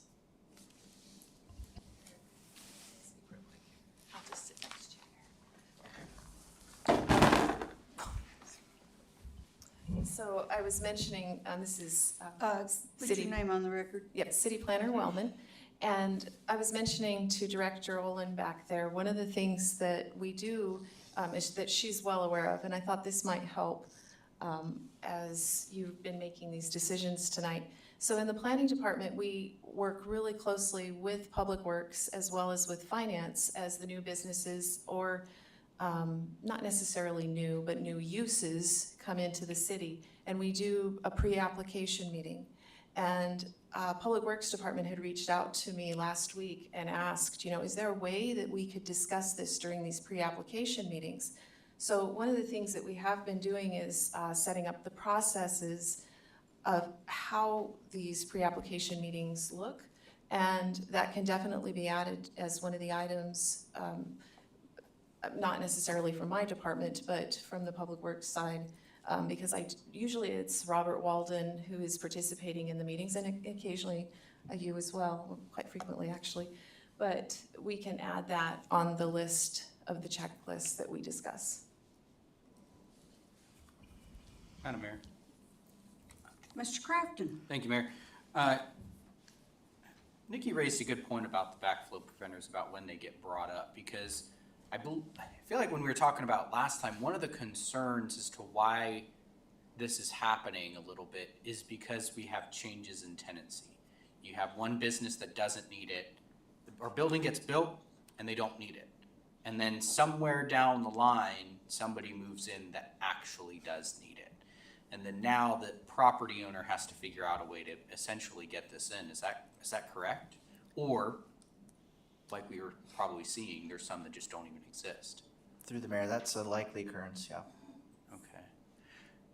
I mean, I'm not one to want to require more, but it might be something we need to consider. I mean, depending on the cost of because again, how expensive, we've got a couple people coming up here, one of which is a plumbing location, which is essentially going to be a giant warehouse, is kind of what it's going to look like. I didn't look into it, but it's like, do they need it? But could somebody that needs that building at some point, if they move out for whatever reason, end up needing it in that location? It's just something to think about. I don't like the idea of forcing everybody to get one, but my concern is us kind of coming back around to this type of situation where we end up with a lot of buildings that don't have them, that could have used them at some point. Or because we're not always privy to when somebody moves in, it seems like. I feel like even though we should be getting business licenses, it seems like something's getting missed there. So how do we put something in place to prevent this from happening again is kind of what I'm thinking about. Through the mayor, what you're touching on is we want to have a system where we know the businesses in our city, right? Hopefully so we can provide excellent service and meet them where they need to be, but also understand when they may be operating in a way that we need to address. It's like I mentioned with the sewer, it's very similar. If a facility never had a restaurant in it and then a restaurant moves in and its sewer system doesn't have a oil separator in it, then we end up with major facility issues. And so on both sides, we want to see backflow prevention, but then we need a fats, oils, and grease management plan too. So we expect to have to work with people. Okay, council, we need to stay on task. This is about the reimbursement program, and we're getting off in the weeds. So, thank you, Eric. Thank you, Mayor. We are now at communications. Madam Clerk, please read the items by title. Thank you, Madam Mayor. Item number 2503, requesting council to amend ordinance serial number 2502 to remove the division requirement for police personnel transfers, allowing flexible staffing adjustments to meet operational needs. 3 sets of commission meeting minutes. Mr. Graham, I believe you did have a question maybe? Airport Advisory Commission, January 16, 2025. 2 sets of Planning Commission, January 28th and 29, 2025. And I did have a question on that, but Ms. Wellman answered that question during the Planning Commission report. Okay. We are now at audience comments, which is a time for members of the public to share their views with the council. This is not a question and answer or a time for dialogue. speakers may be referred to administration, or issues raised may be taken under advisement by the council or administration. Is there anyone in the audience that would like to speak at this time? Seeing no one, I will close it and bring it back to the dais. Madam Clerk. Thank you, Madam Mayor. I just want to start off, as you all know, I was out of the office for the last 2 weeks. I just want to recognize and thank Deputy Clerk Sarah. She did an excellent job as acting clerk, and so just kudos to her as always. Refer to your clerk report. If you haven't yet, you'll see that I'll be presenting the city clerk's records management and council budgets on March 10th. That is during a regular meeting. We included some information that Public Works will be flushing hydrants February 18th through 21st. So there's information in there on there. The planning office did hire a new planning clerk, so we welcome her. If you haven't had a chance, stop by and say hi there in the planning office. Deputy Administrator Nygaard has invited council members to tour the Menard Center and the library tour as part of the infrastructure tour program. So if you're interested in that, let us know. If you haven't turned in your POFD due by March 15th, or APOC will start assessing penalties. And we will see you here on March 3rd, special meeting. That is a joint meeting with the Planning Commission on the Title 16 rewrite. And that's all I have, Madam Mayor. Thank you. Madam Attorney. No comment. Councilmember Crafton. Thank you, Mayor. I have a few things tonight. First thing is kind of about what happened with our park, as well as some of the concerns that our chief has brought up. In the past, we've always had our directors at our meetings. They've always sat along the wall where our attorney is right now, and they've had their own microphones. They've always chipped in during the conversations, but with them not being here now, that's sometimes what happened. And we had a bit of a time here recently where our chief had come forward and spoke during public comments. Mr. Graham had brought up that point, I believe it was, letting him know, like, that is not when we normally have our administration comment. Administration usually engages in the conversation when the directors are sitting on the side with their own microphones. The other point I wanted to make about that is like what happened with the park here. Generally, at the end of meetings, we're able to have a little bit of a conversation with the directors, which offered a little bit more of a free-flowing conversation. And I feel like had the directors been there, I'm not talking about the tree aspect, I'm talking about the other aspects of the other changes to Nunley Park. So I'd really like to see the directors there again. I mean, I bet they don't really enjoy having to get up and share one microphone here instead of engaging in the conversation between the council and the administration like we've seen in the past. So I very much would appreciate having that free-flowing conversation back with the directors. Another question to our attorney. I've been chatting with our clerk about some changes to the requirements to be the mayor of Wasilla. One of those was the time frame that you have to be a resident of the city. I know that you had mentioned something about a Supreme Court decision on that. Is there a way that could you either kind of share with me a little bit about it, or could I get the information about that decision? Because again, from what I understand, Title 29 gave us the power to make it between a minimum of 1 year up to a maximum of 3 years, but that potentially 3 years was apparently too long of a time frame to be a resident of a city or town before you're allowed to be the mayor of a town, which I find to be extremely odd. It's a very interesting decision. I'll send you the decision and also just a little summary of it. But it's very interesting because it sets different rules for the state versus the municipality. It does say for a municipality that 3 years was too long. Sorry, and when this case came out, it was, I'm trying to pull the exact year, but one thing I will note is it was before the internet was as rampant as it is now. And I've always wondered if the state, now that the theory was that a small community, like a community is a smaller unit, and constitutionally requiring residency beyond a year in a community did not make constitutional sense. It was a violation of the Constitution because you're impeding the right to travel and various constitutional rights. and with the residency requirement that was unreasonable, right? But on the state level, 3 years is still considered valid and lawful and constitutional. And the argument being that it takes a lot more time to figure out all the components of the state.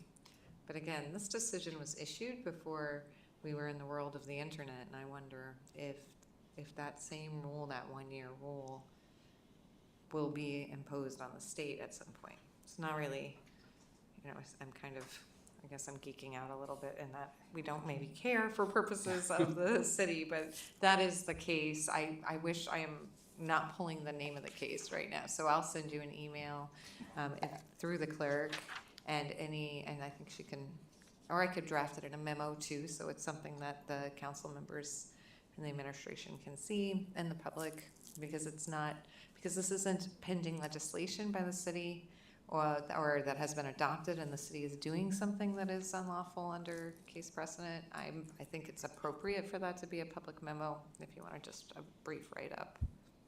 I'd appreciate that.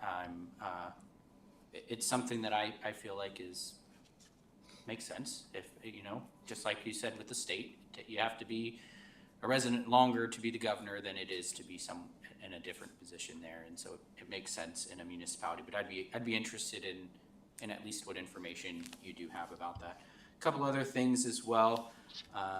We did just get back from the Alaska Municipal League in Juneau. It was absolutely wonderful. It was my first time getting to go to the AML there, also in Juneau, but it was, I think, if there was AML's great. I think all of them do wondrous. I mean, the December one's great because we get so many people from across the state that are all in one location, so you really do get to see more of the different communities there. Though what Juneau does for us is it gives us an option to get in front of our legislatures as well as various people people in the administration of the state in the time that it's one of the most important. When they're actively in session, they're actively doing things, and we're able to become top of mind. So I think it is extremely important, and I really appreciate the opportunity that we get to go there.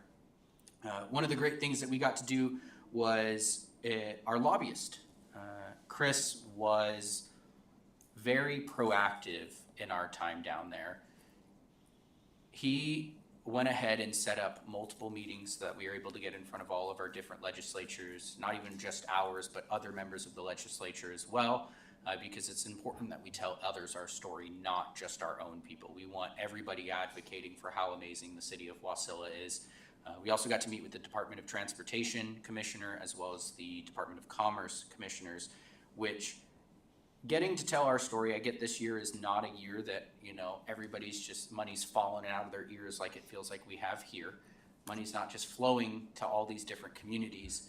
But what we were able to see and tell is, one, when they walked in the door and they went, wow, you guys came in force this year, we got to say, yeah, it's because we care so much. And we know that us being here really tells our story and we get to advocate for it.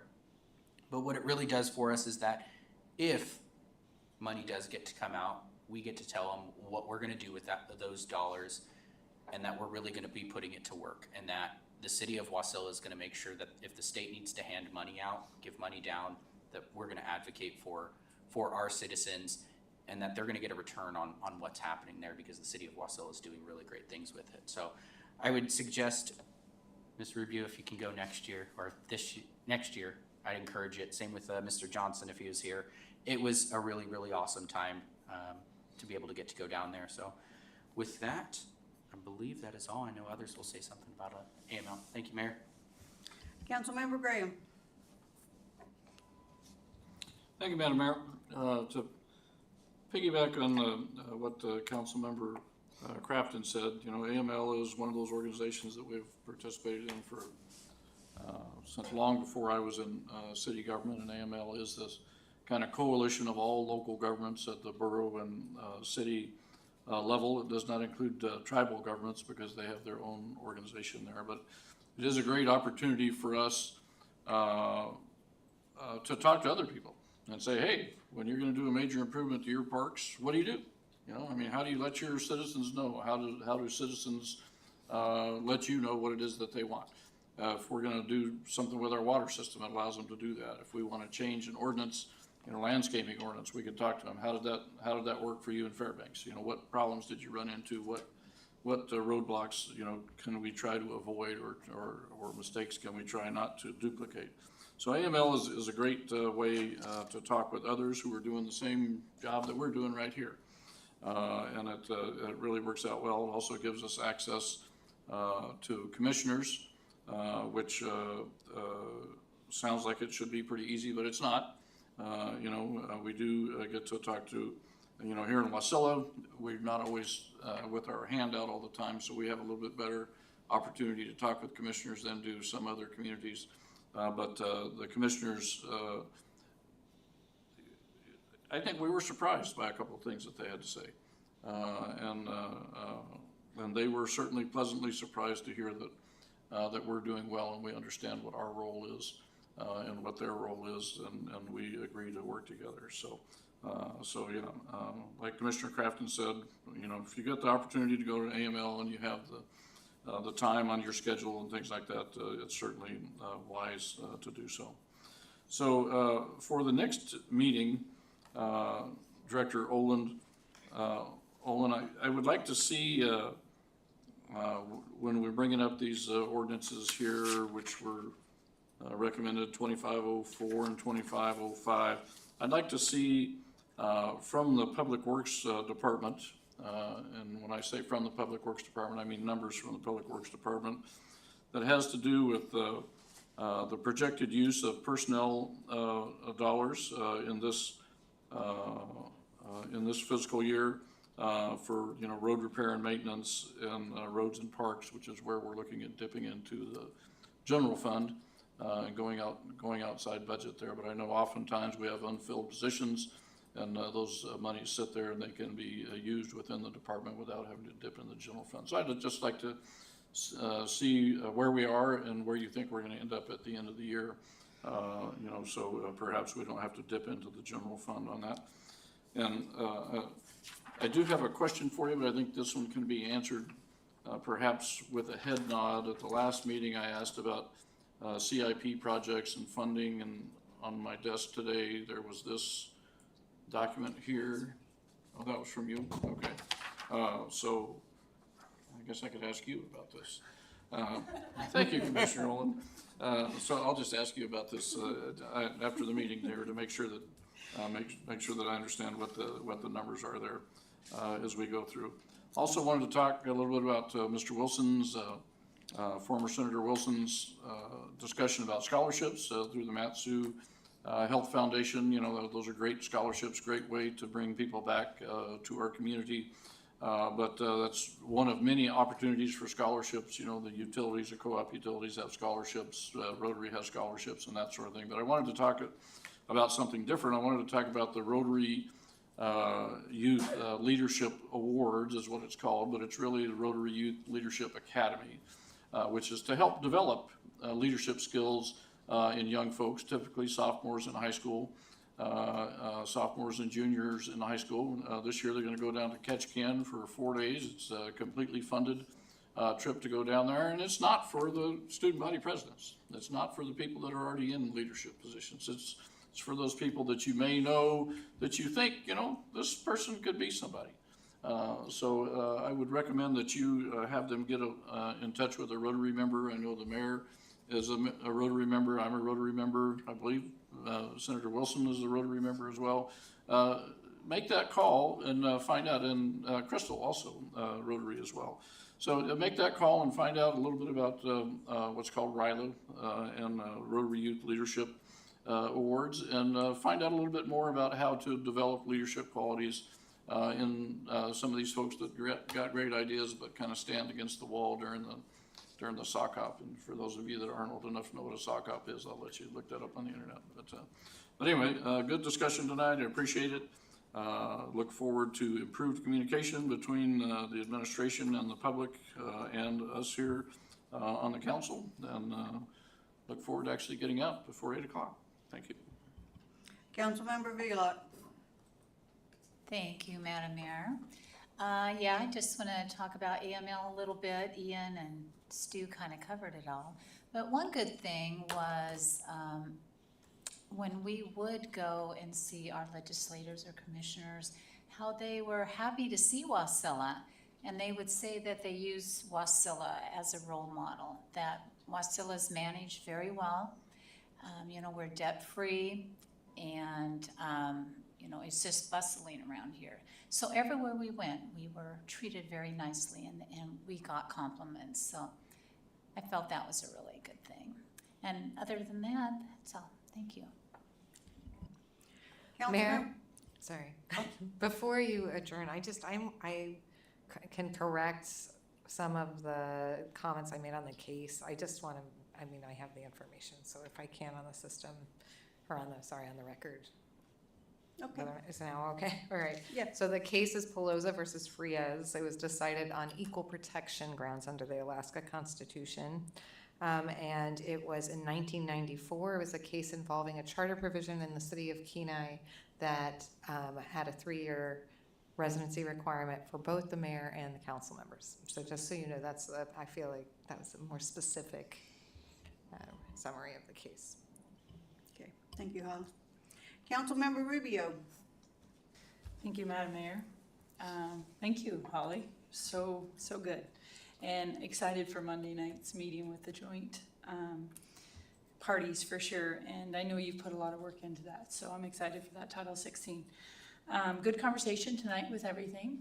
I do like, everybody voicing their opinions and trying to leave feelings out of it and trying to collaborate and be a team.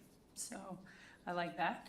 As in teamwork as the AML crafted, I held the fort down here and worked. And as you can tell, my council members and teammates went there and did an outstanding job. And you reported back to me, so I feel like I've been there. And I didn't even have to leave Wasilla, so. We would have still loved to have you. I'll be there next year, for sure. But anyways, that's it. Thank you. Councilmember Cottle. Thank you, Madam Mayor, and thank you, Councilmember Rubio, for holding down the fort. Somebody needs to do that too, that's important. Not much more I can say about AML and meeting with our legislators, except that it does your heart good to hear them say, we use Wasilla as an example. And that's the culmination of multiple administrations and councils working together over the years to get us where we are now. And it's something that I hope we all continue to do. We're making Wasilla shine. And I hope we get to do that way into our grandkids' time and let them take over and do it all then. I will say that it seemed like half of Juneau was sick when we were there. There was a lot of sick legislators. One legislator, unfortunately, has been in the hospital with double pneumonia and upper respiratory issues and is still there as far as I know.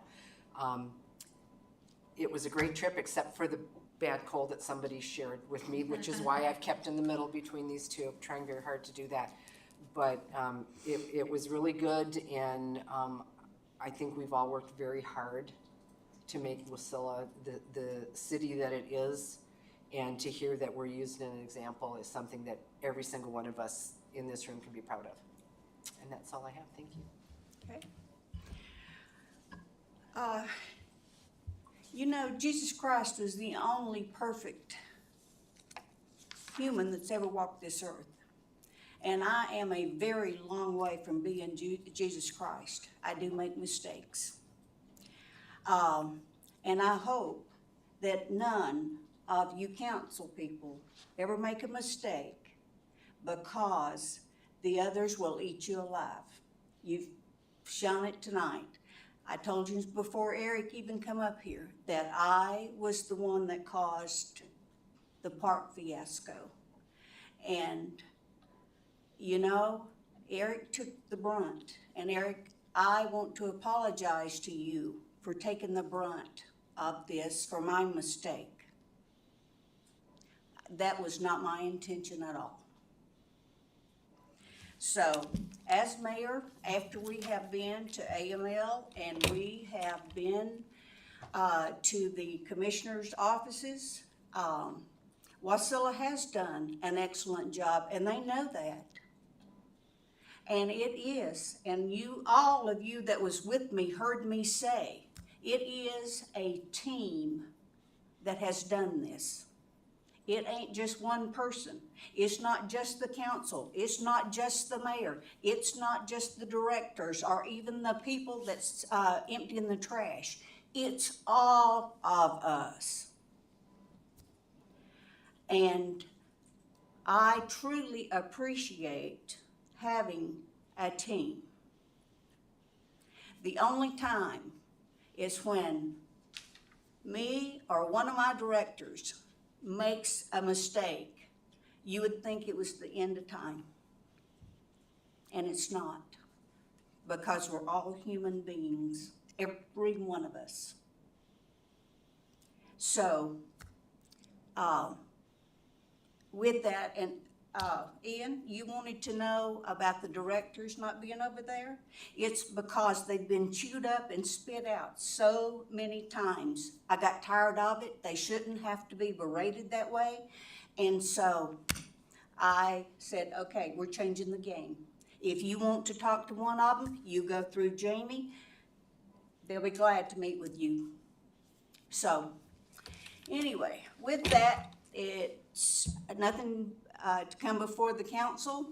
It's 7:55 and we will adjourn.